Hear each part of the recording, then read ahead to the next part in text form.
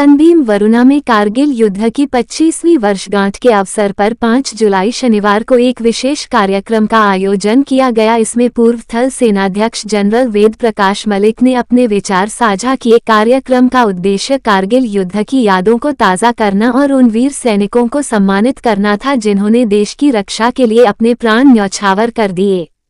सर्वप्रथम जनरल वेद प्रकाश मलिक का स्वागत Sunbeam group of educational institutions के चेयरपर्सन डॉक्टर दीपक मधोक तथा वाइस चेयरपर्सन भारती मधोक द्वारा बुके प्रस्तुत करके किया गया। सनबीम वरुणा के छात्रों द्वारा प्रस्तुत भावपूर्ण नृत्य ने कार्यक्रम में सांस्कृतिक रंग भरा। इसके बाद दीप प्रज्वलन के साथ कार्यक्रम का प्रारंभ हुआ, जिसमें जनरल मलिक, डॉक्टर दीपक मधोक, भारती मधोक, हर्ष मधोक, HDFC बैंक के जोनल हेड मनीष टंडन और काशी मंथन के सचिव डॉक्टर मयंक नारायण सिंह ने भाग लिया।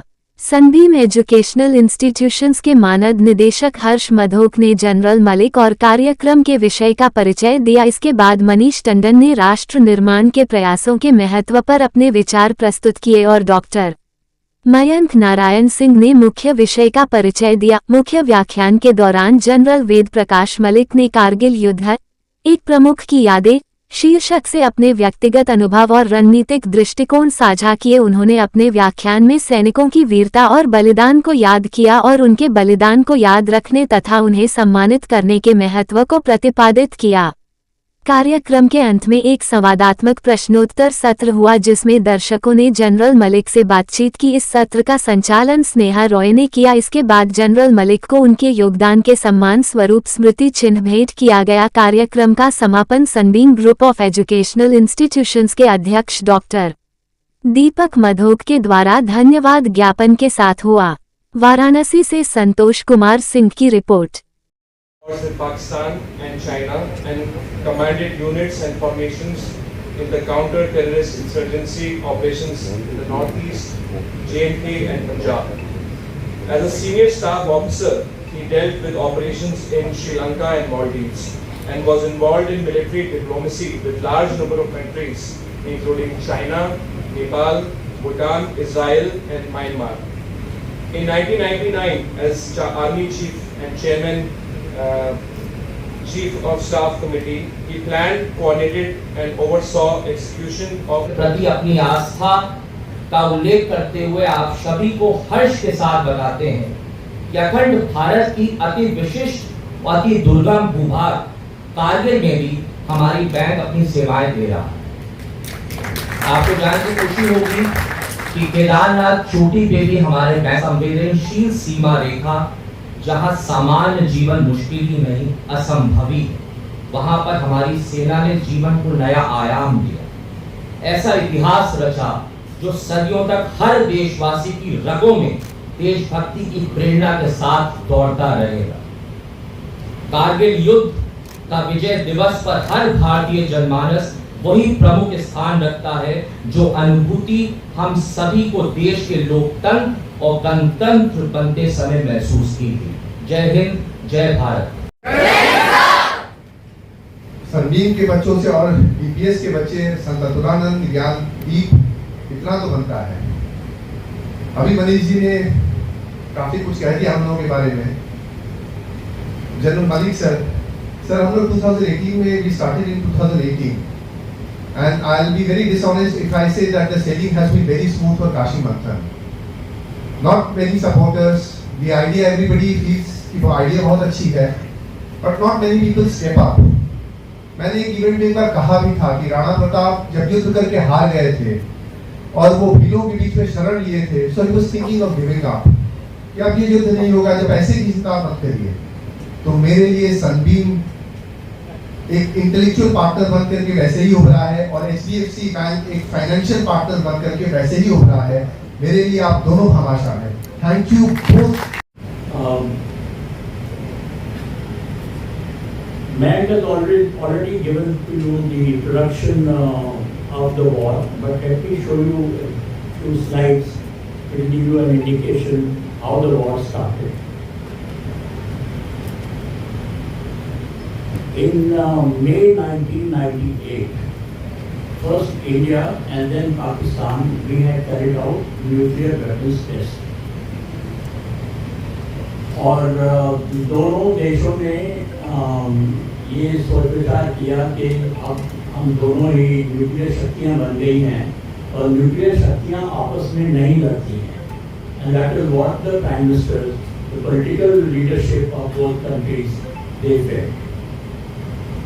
और कुछ हद तक ये माना भी जाता था कि दो न्यूक्लियर शक्तियाँ आपस में नहीं लड़ती हैं.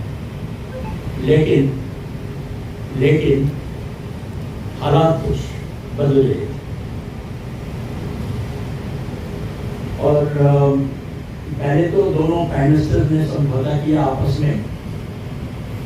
और हमारे प्राइम मिनिस्टर श्री अटल बिहारी वाजपेयी जी गए लाहौर और बड़े जोश के साथ में, जोश गर्मी के साथ में उन्होंने दोनों ने बैठकर साइन किया लाहौर डिक्लेरेशन, जिसमें ये कहा गया कि हम आगे से लड़ाई नहीं करेंगे इंडिया और पाकिस्तान, लेकिन जो भी हमारे अपनी प्रॉब्लम्स हैं उनको समझौते के साथ में उनको रिजॉल्व करेंगे.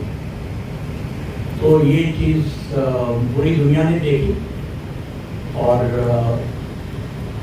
उसको साइन करने के लाहौर डिक्लेरेशन के बाद में वो वापस आ गए. लेकिन किसी को मालूम नहीं था उस वक्त, पाकिस्तान प्राइम मिनिस्टर को भी इतना मालूम नहीं था कि उनकी अपनी फौज जो है उसके दिमाग में क्या चल रहा है. और उस वक्त जब ये लाहौर का समझौता साइन किया जा रहा था तो उनके जो चीफ थे जनरल परवेज मुशर्रफ, उनके प्लान के मुताबिक लड़ाई की शुरुआत हो चुकी थी. उनके जो पेट्रोल्स थे वो लाइन ऑफ कंट्रोल क्रॉस करने के बाद में कुछ हमारी भर्ती के अंदर आ गए थे, धरती के अंदर आ गए थे लाइन ऑफ कंट्रोल को क्रॉस करने के बाद में. And it was revealed later on that थोड़े पहले वो जो उनके पेट्रोल्स आए और उन्होंने मुजाहिदीन, जिहादी, टेररिस्ट के कपड़े पहने हुए थे, काली सलवार, काली कमीज पहन के वो उस तरीके से अंदर आके हमारे एरिया के अंदर वो घुस के कहीं पर बैठ गए.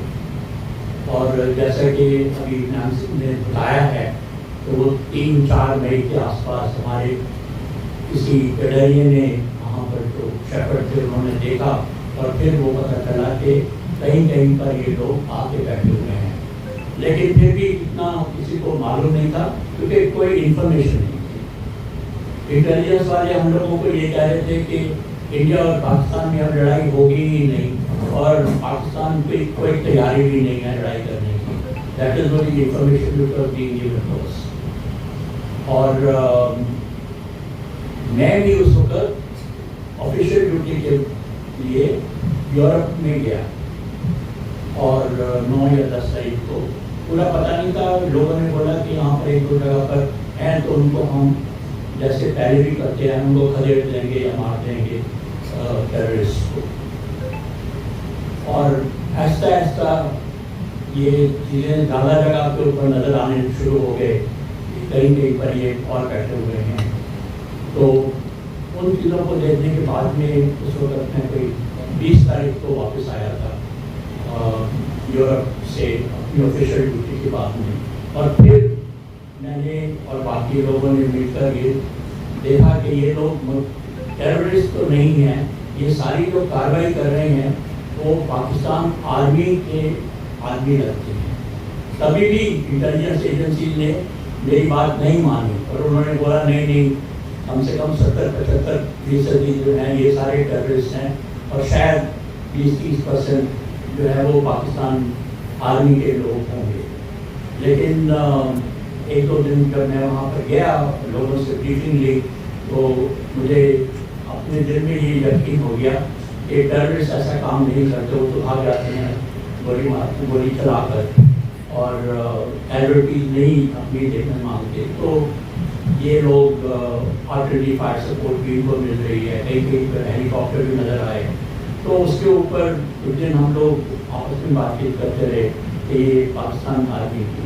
तो हमारे रूल्स ऑफ एंगेजमेंट होते हैं वो टेररिस्ट को मुकाबला करने के अलग होते हैं और